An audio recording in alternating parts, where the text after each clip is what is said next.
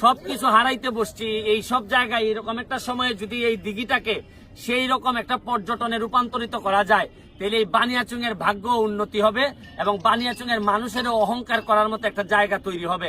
এবং এই দিঘিকে কেন্দ্র করে আমি মনে করি নতুন টুরিস্টরা আসবে, পর্যটন ব্যাপক ব্যাপ্তি লাভ করবে।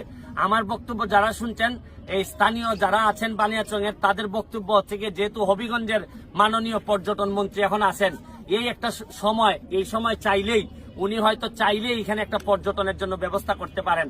তাই বানিয়াচংবাসীর পক্ষ থেকে আমি আপনাদেরকে অনুরোধ জানাচ্ছি, যারা আমার বক্তব্য শুনছেন, তারা যদি একটু মাননীয় মন্ত্রীর কাছে পৌঁছাই দেন যে এই সাগর দিঘিকে চাইলেই আপনারা অনেক বড় পর্যটন কেন্দ্রে রূপান্তরিত করতে পারেন। এই পর্যায়ে আমি রেকর্ডিং থেকে বিদায় নিচ্ছি। সেই বানিয়াচং এর সর্ববৃহৎ, পৃথিবীর সর্ববৃহৎ গ্রাম বানিয়াচং এর সাগর দিঘির পাড় থেকে বিদায় নিচ্ছি। ভালো থাকবেন, সুস্থ থাকবেন।